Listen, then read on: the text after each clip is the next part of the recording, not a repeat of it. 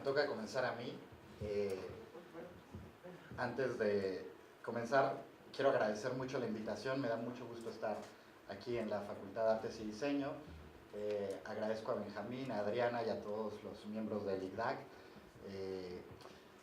Para nosotros desde el MUAC ha sido un reto, y de eso les quiero hablar un poco, mantener los puentes y puentes productivos con la Facultad de Artes y Diseño.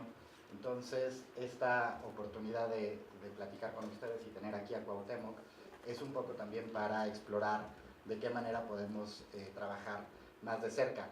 Lo que les voy a presentar, y déjenme poner el timer porque si no, bueno, ya luego me cuelgo. Lo que les voy a presentar hoy es básicamente una mirada más institucional y un poco árida de la reestructuración que tiene el MUAC hoy. Eso es lo que van a ver allá. En la plática espero ser mucho más amigable con lo que les voy a platicar y sobre todo pensar de qué manera el Museo Universitario se puede construir como un espacio de educación tanto formal como no formal y cómo podemos trabajar más de cerca con las escuelas de arte. En este caso con la Esmeralda, que me da mucho gusto tener a Elena acá, y especialmente también con la Facultad de Artes y Diseño. Bien, recientemente, y esto es algo que pasó en febrero en el museo, hubo una reestructuración de los programas pedagógico, académico y de lo que podría ser artes performáticas o artes vivas, que en el MUAC le denominamos multidisciplina. Y se conformó una subdirección de programas públicos que es la que tengo yo. Esto se hace con la finalidad de, por un lado, consolidar el perfil universitario de nuestro museo y de empezar a dar peso semejante al programa curatorial que lleva Cuauhtémoc Medina y lo que podemos hacer desde una área educativa. Cuando a mí me toca hablar del MUAC en diferentes contextos, siempre digo que el MUAC es un bicho raro en términos del proyecto de museo que intenta llevar a cabo. Y lo defino así, si esto puede ser una definición, básicamente porque es un museo universitario, pero de un tamaño que no tiene casi ningún otro museo universitario en el mundo. Además es un museo con un programa expositivo muy ambicioso que juega en varias pistas. Juega por un lado, digamos, en la escena local de la Ciudad de México, también en la nacional, pero además también se aventura a disputar o a estar en un circuito internacional importante con otros museos pares. Y que tiene, ahora está en un momento un poco de definición, y de esto va a poder hablar quizá más Cuauhtémoc, pero de manera que intenta generar un balance entre lo que es un programa tanto curatorial como educativo que mira hacia el sur, pero que por otro lado también toma en cuenta debates de orden más global.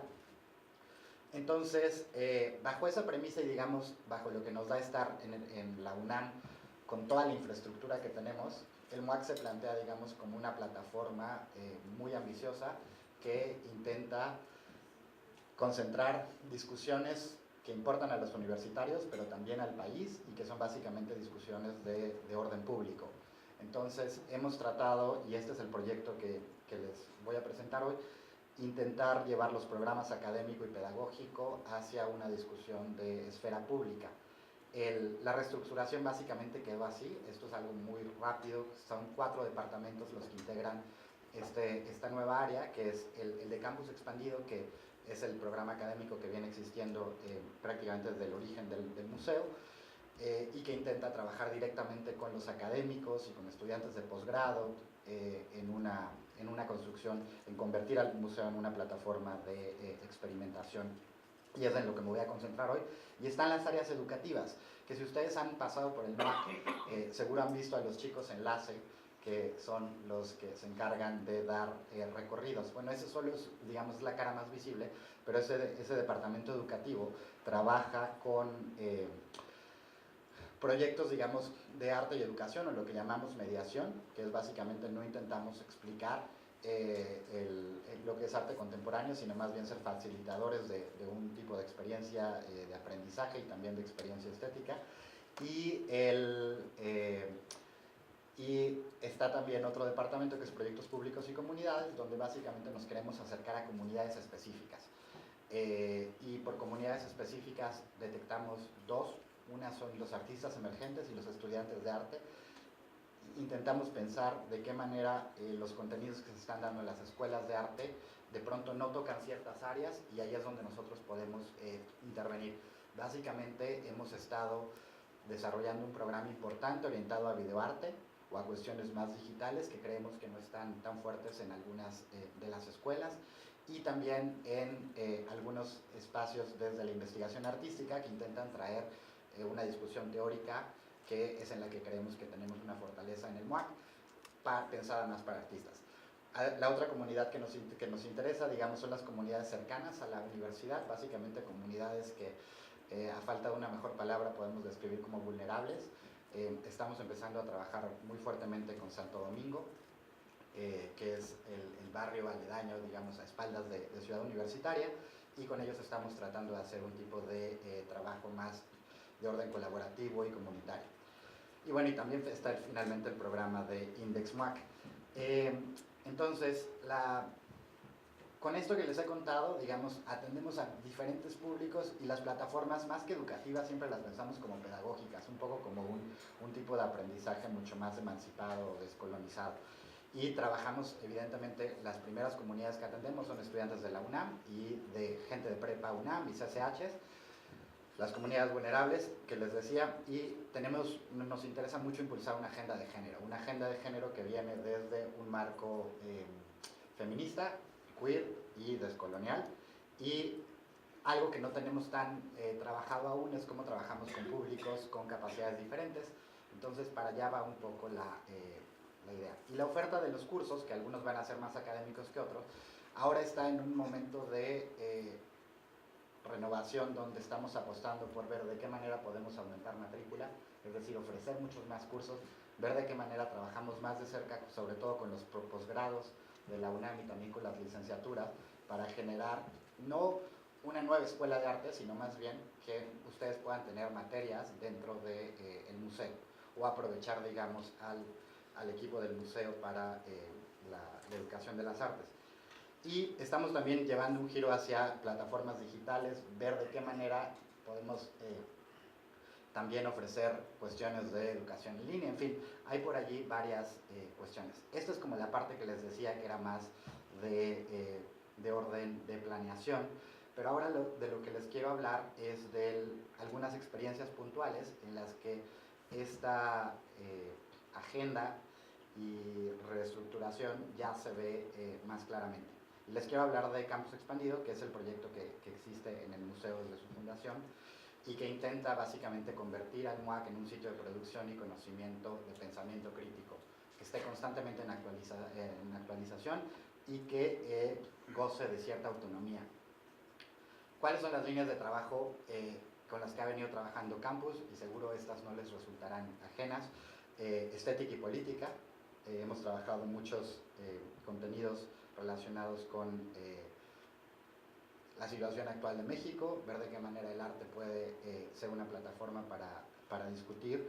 También la que llamamos de la acción directa a la crítica institucional, que allí uno de los retos con los que hemos estado lidiando es de qué manera somos críticos de nuestra propia práctica como museos y incluimos a muchos más actores.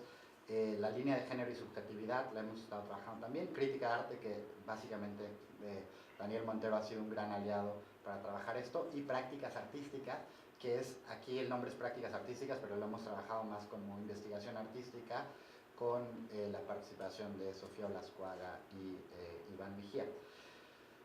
Dentro de estos grandes ejes, digamos, nos interesó apuntalar algunos que ya estamos trabajando, básicamente en la coordenada sur-sur. Queremos trabajar arte latinoamericano, pero sobre todo intentando dar visibilidad a lo que llamamos las fronteras invisibles, es decir, México está al lado de dos espacios que no mira mucho, uno es Centroamérica y el otro también es el Caribe, y ahí también hay un impulso por trabajar también a poblaciones latinas en los Estados Unidos, es decir, de qué manera podemos trabajar con los que serían las comunidades transnacionales más cercanas. Y el modelo que hemos estado usando en nuestros cursos es el de pedagogía crítica. Les pongo un ejemplo concreto de cómo se traduce esto en algunos de los cursos de Campus Expandido, en la línea de género que trabajamos desde hace años en el museo. Se implementó desde hace 3 años un grupo de estudiantes que se llama Manuela, Manuel, él y luego ella, que trabaja directamente con los profesores o con los que son designados como los instructores del curso. En un primer momento fueron Rian Lozano y Nina Hochel, y ahora está Maite Garballo al frente de este grupo, planeando los cursos junto con los alumnos y a partir de una pedagogía feminista, que quiere decir básicamente todo aquel que solicite el ingreso al curso es aceptado, y lo que se configuran son grupos de trabajo al interior del aula, donde, digamos, algunos de los estudiantes más avanzados van a estar constantemente ayudando a los otros estudiantes, digamos, a agarrar el paso, o donde se piensa, no, digamos, en un saber que domina, sino más bien en ver de qué manera se aprovechan las experiencias y que trae cada uno de los integrantes del grupo. Esto supone el doble de trabajo, es decir, en la práctica, para los maestros y para el grupo de estudiantes que encabeza el trabajo en el aula, es mucho más complicado en términos del tiempo que invierten y también en términos de la preparación o el seguimiento, porque entonces implica también mucho trabajo. Pero ahí hay una apuesta, todavía está en proceso y en experimentación, ver qué tanto es un modelo que podemos realmente usar.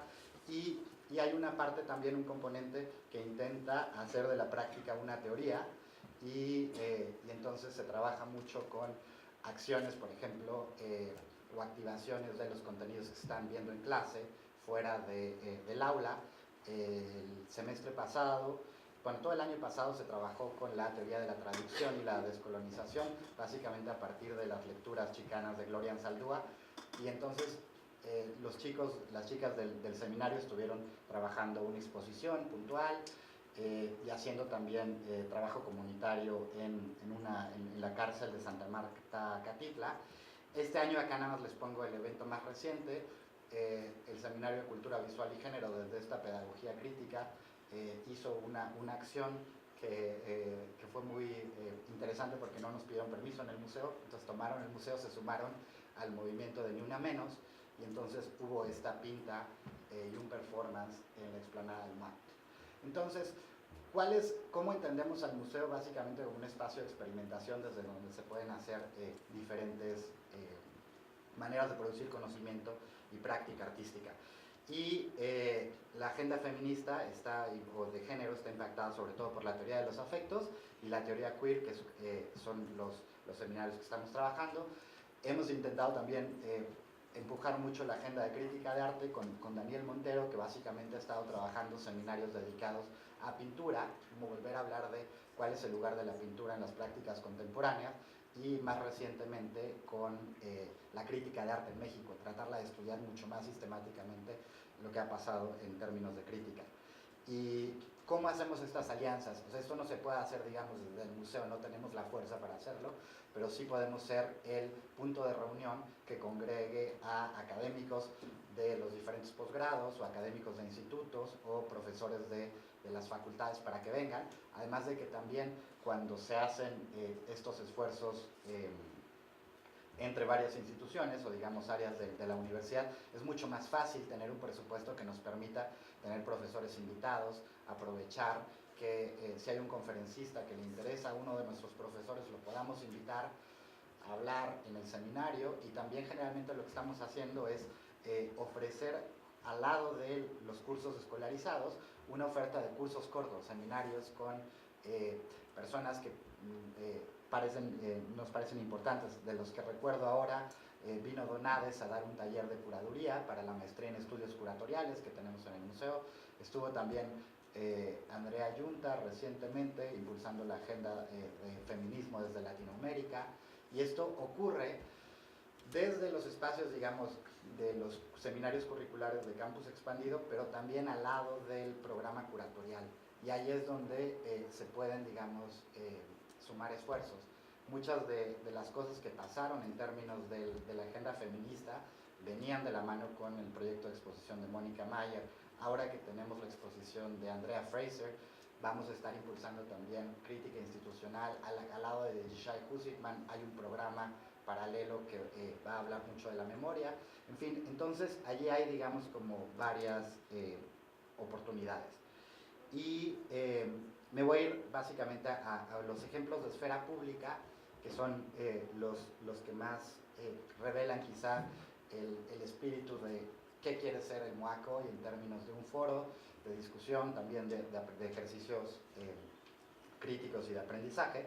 Tuvimos la Jornada Internacional La Tortura en México, Práctica sin Freno, que fue uno de estos momentos donde se encontraron oportunidades en el programa curatorial desde la gente que nos estaba financiando el proyecto y las discusiones que nos interesaba discutir. Esto ocurre en el marco de la exposición Proceso Pentágono. Como saben, Proceso Pentágono desarrolló una serie de prácticas conceptuales que eran muy críticas con la violencia de Estado en México y en Latinoamérica, y la tortura hacía uno de los componentes más importantes especialmente de una de sus piezas, que fue en 1929. Con eso, y un poco con el apoyo de la Fundación Ford, es que se decide hacer un evento que discuta la tortura como una práctica, digamos, vinculada a la guerra sucia en los años 70 en México, pero también una práctica que sigue operando en nuestro contexto. Entonces, allí trajimos a una variedad de voces que venían desde diferentes campos, desde las artes visuales, la literatura, pero mucho, sobre todo, desde el activismo y desde la ciencia política y la lucha por los derechos humanos, para hablar de la tortura en una perspectiva que rebasaba lo histórico y también rebasaba los confines de lo nacional. Trajimos experiencias del Cono Sur a ver cómo habían trabajado directamente con comisiones de memoria, en fin, una serie de discusiones, y creo que fue uno de los eventos más afortunados en términos de congregar a una serie de comunidades que generalmente no están hablando, y donde el museo adquirió una capacidad de ser una plataforma para articular varios relatos. Y también Cuauhtémoc después les podrá hablar de otro ejemplo que se hizo directamente con Teatro Ojo y Elena Chávez, donde se intentaba replicar un poco este mismo ejercicio. Tuvimos también en el marco de Mónica Mayer el apapacho estético, donde básicamente las brigadas de belleza pues ofrecen, es un grupo, un colectivo que ofrece cortes de cabello, manicure y otras formas de apapacho estético, donde invitamos a los, digamos, artistas y promotores culturales a hablar en este espacio donde están cortando el pelo de cuáles eran las problemáticas que enfrentaban el gremio, o a nivel, digamos, de políticas culturales. Estuvimos también haciendo ahora un intercambio con el Centro Inhotim. Inhotim, Brasil, como saben, es una colección ahí en medio de la selva, en Belo Horizonte, que tiene una colección de arte contemporáneo muy importante, pero sobre todo tienen un trabajo con las comunidades aledañas, que en muchos casos son poblaciones descendientes de esclavos prófugos, en espacios que se llaman quilombolas, donde venían activando trabajo con la comunidad desde cuestiones de coreografía, cuerpo, y llevan ya muchos años avanzando una propuesta interesante. Vinieron acá a México a darnos un taller y ayudarnos a pensar cómo podemos trabajar con las comunidades de Santo Domingo. Entonces, allí también, y estamos trabajando en Santo Domingo en la escuelita zapatista, tratando de organizar otras maneras, digamos, de pedagogía de las artes.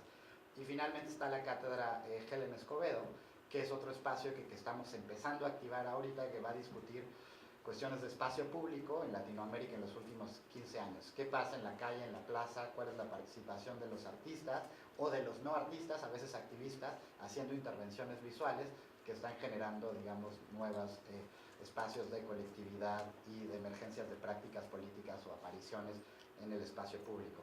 Entonces, estamos por comenzar el equipo México, y después vendrán ya, yo creo que en enero del próximo año, el equipo Argentina y Chile, y se va a armar una red como en 15 países. Entonces me voy a quedar por allí. Muchas gracias.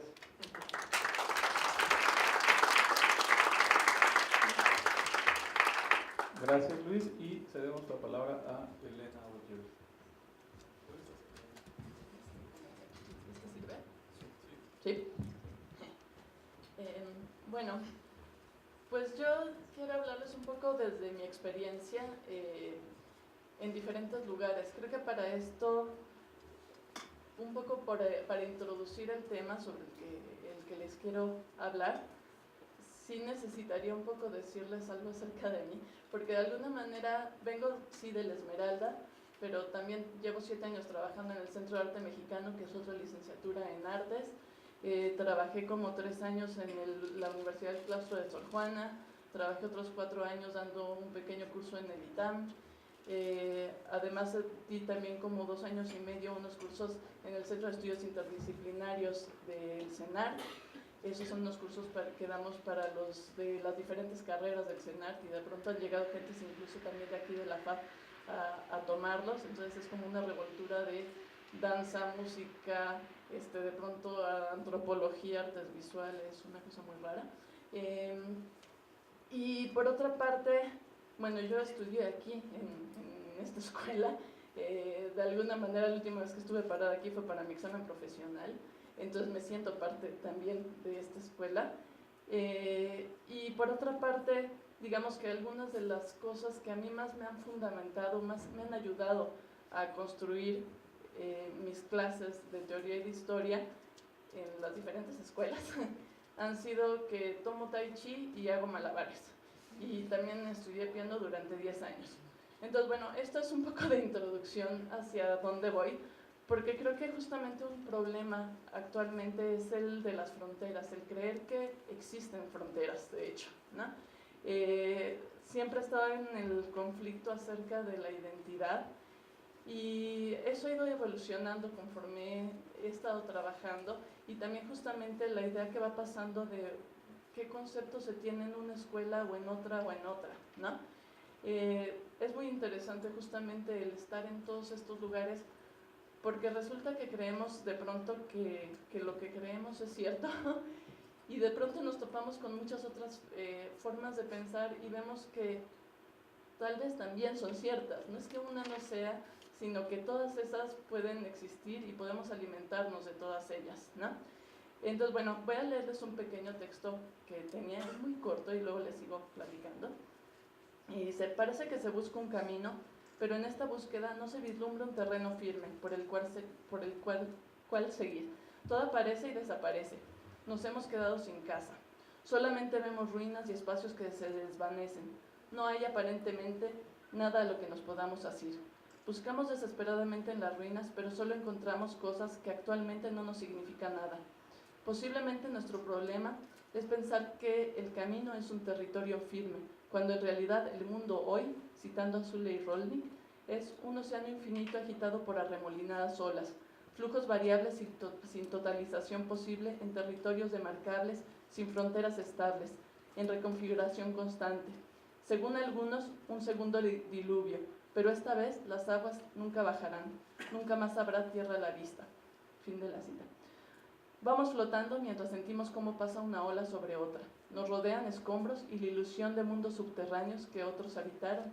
Nos quedamos sin casa, sin casa. Se desmoronó nuestra identidad. Se rompieron los límites de nacionalidad, cultura, etnia, religión, sexo. Ahora se mezclan todas las formas posibles. No hay casa en un mundo que se transfigura y se redistribuye continuamente. Construir diques o murallas ya no nos sirve.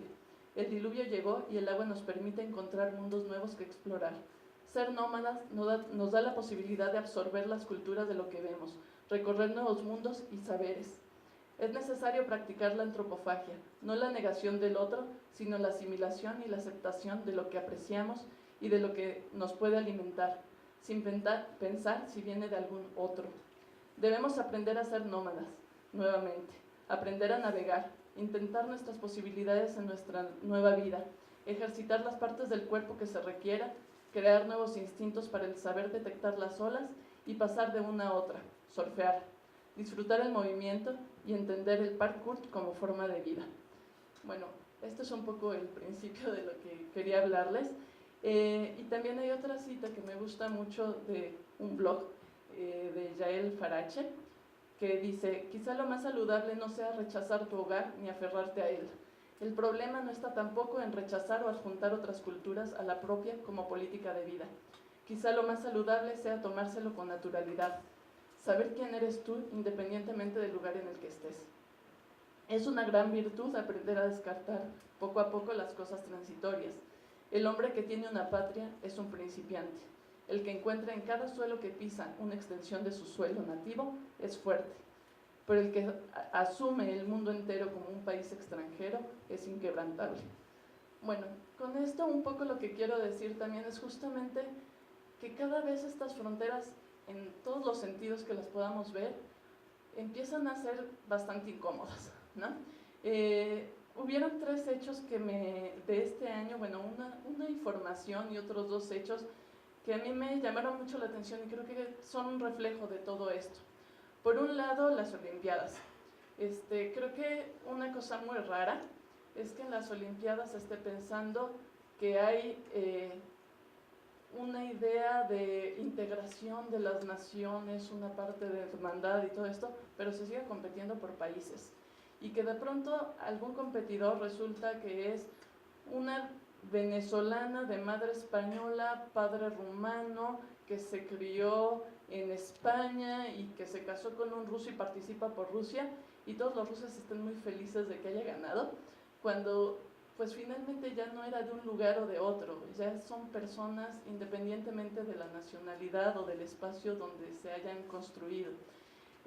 Otra cosa también es incluso esta separación en géneros, ¿no? El que hayan de pronto una división de competencias para hombres, competencias para mujeres, cuando sabemos que hoy en día hay muchas otras opciones en medio, y que de pronto pareciera que son de un mismo género, un hombre que mide 1,20 con un hombre que mide 2,10 metros, y que entonces en una competencia de básquetbol tampoco van a ser competidores equilibrados. Entonces a lo mejor también se tendría que replantear desde ahí.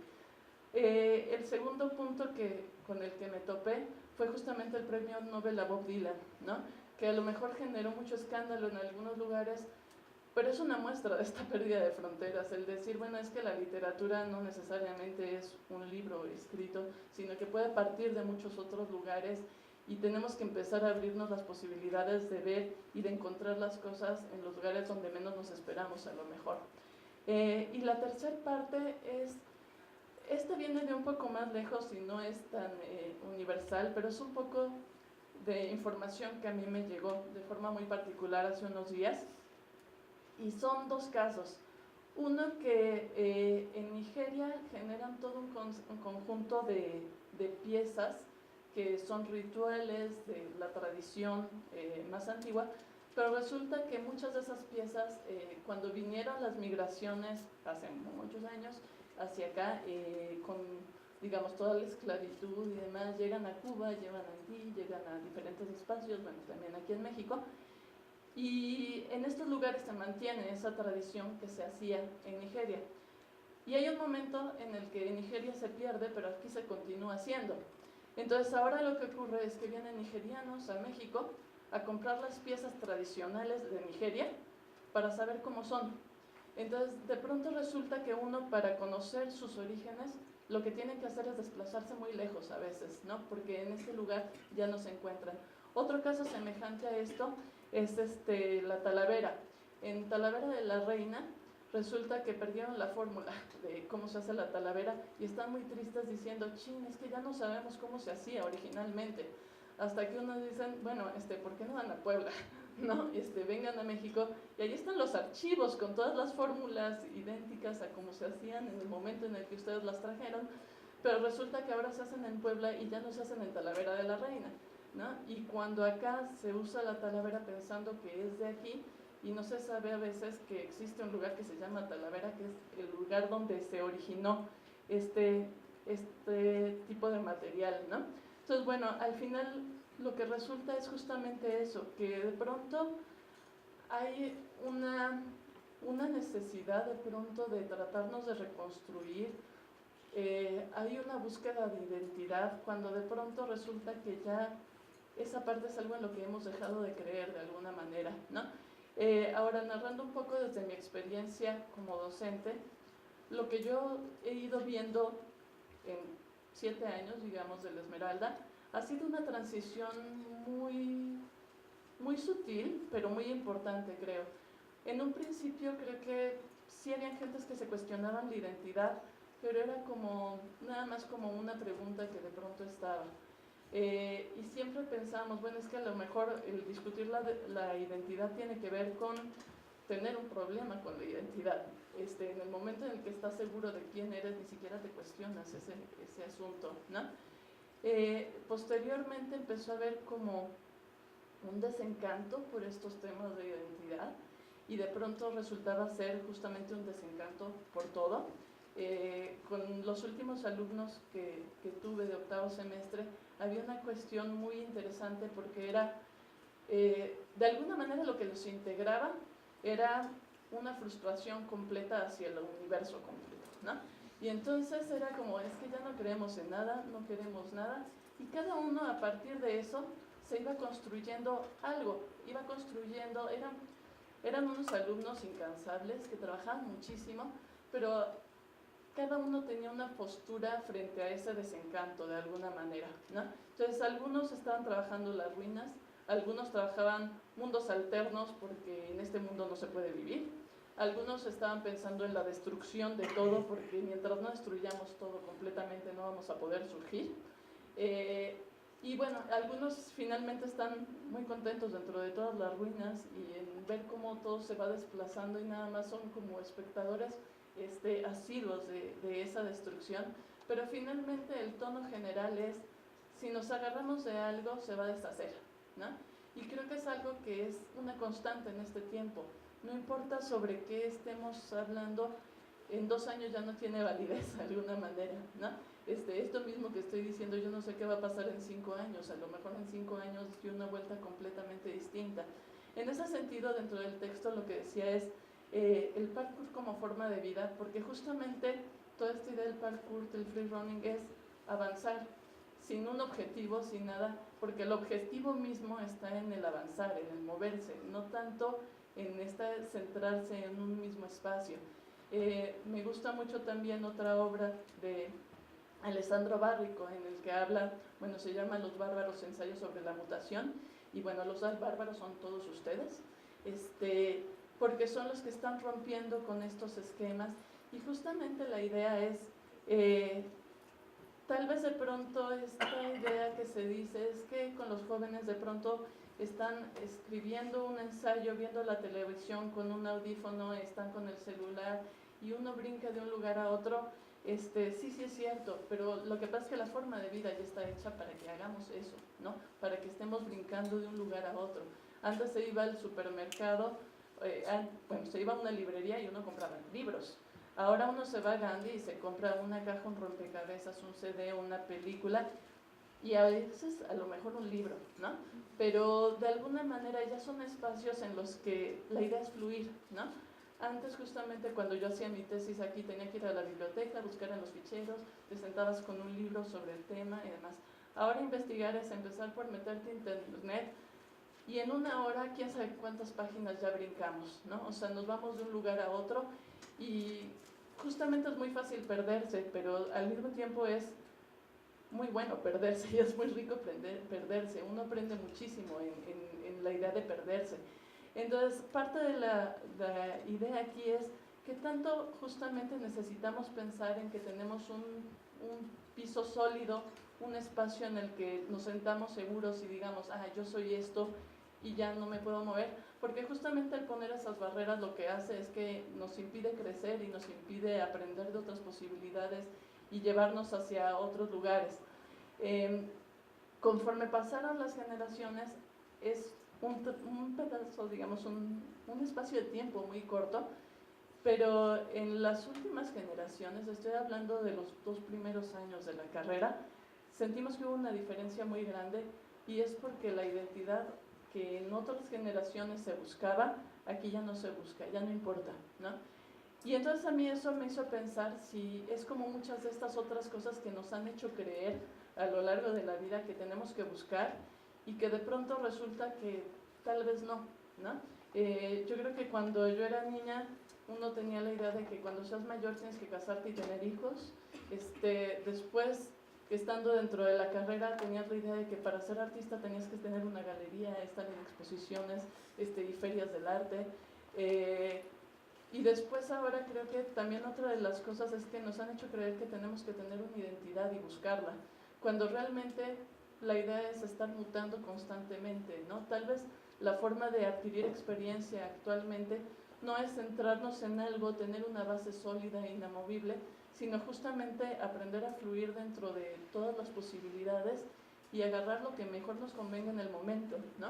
Esta idea de estar flotando en el espacio y dentro de ese flotar, de ese surfear, ir viendo qué es lo que encontramos en el camino, ¿no?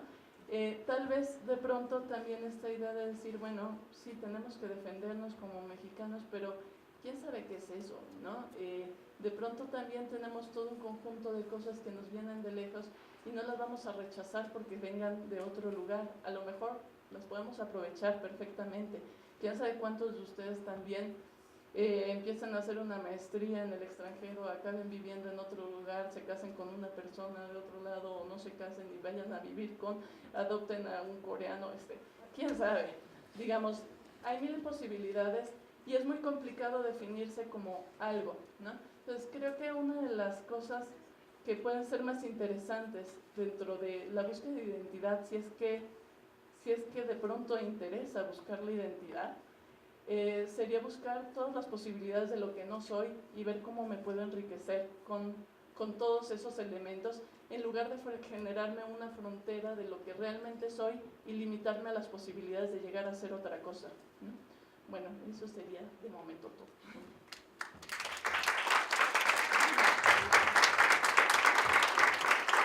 Gracias, Elena. Y pasamos con Cuauhtémoc Medina. Generalmente me cuesta mucho trabajo agradecer que me inviten a hablar, pero esta vez lo voy a hacer sinceramente, porque tengo la sensación de no haber llegado a esta escuela desde que venía con las brigadas del Consejo Estudiantil Universitario en 1986. El hecho de no haber sido requerido en este periodo y que ese hechizo se rompiera es algo que por lo que por lo menos tengo que ofrendar una cierta deuda con Adriana Ray y con Benjamín Martínez, porque me hace sentir que algunas de las condiciones que voy a discutir en este texto pueden estar en un momento de transformación. Entonces, decidí escribir porque me cuesta mucho trabajo improvisar sin empezar a hacer generalizaciones de las que luego me arrepiento. Y el texto se llama El virus de la posibilidad. Y el primer capítulo se llama Ironía de la resistencia. Todos sabemos en qué grado el fracaso de los proyectos emancipatorios y el congelamiento aparente de las vías de transformación social han derivado en un constante y obligatorio elogio de la resistencia. La imposibilidad o la renuencia a batallar el centro de gravedad política, la complejidad de fundar una economía del deseo o la dificultad de establecer prácticas coordinadas que no sean únicamente el aceptar la sobrevivencia o la acumulación como las lógicas imperantes, llevan a que buena parte de la energía radical y del pensamiento se vuelque en la utopía de detener o al menos entorpecer o de limitar parcialmente la violencia del cambio del capitalismo global. Ante esa condición, me parece que sería necesario empezar a generar una serie de protocolos de juicios y análisis acerca de la práctica generalizada del resistir. ¿En qué momento la resistencia es una manifestación efectiva de vitalidad? Bajo el conocido eslogan de resist to exist, resistir para existir. ¿Y cuándo en cambio aparece como una colaboración inconsciente o involuntaria con el enemigo, que garantiza con la marginalidad de la trinchera de uno la irrelevancia histórica?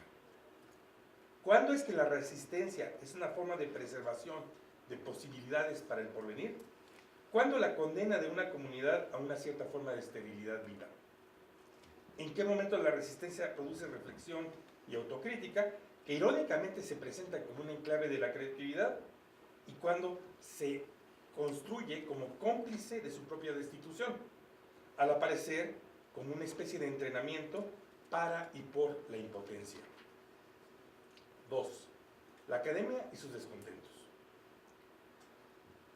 El temario que tracé hace un minuto tendría que empezar a ponerse en discusión en torno de hacer un saldo de la marcada falta de sincronía que prevaleció por lo menos en el último cuarto de siglo entre la educación artística en México y de modo muy especial el rol de la antigua Escuela Nacional de Artes Plásticas de la UNAM y el despliegue del arte contemporáneo en esa localidad. No es una exageración ni un secreto que en la etapa misma en que la nueva producción artística mexicana adquirió una importancia referencial como una de las zonas de alta intensidad de la producción del sur global, ese despliegue ocurre al margen de la dinámica y los debates de las escuelas de arte. En buena medida, porque tiene que ocurrir a partir de las estructuras autoorganizativas, espontáneas, privadas o independientes, de la autoeducación de los artistas en el despegue de los años 90, que precisamente se planteaba siempre como contra y a pesar los moldes e ideologías del salón de clase de la academia local. Ese divorcio no fue en sentido estricto un ejercicio de desdén, sino que fue un estímulo en negativo. Hacia donde marcaba la educación, no había que ir.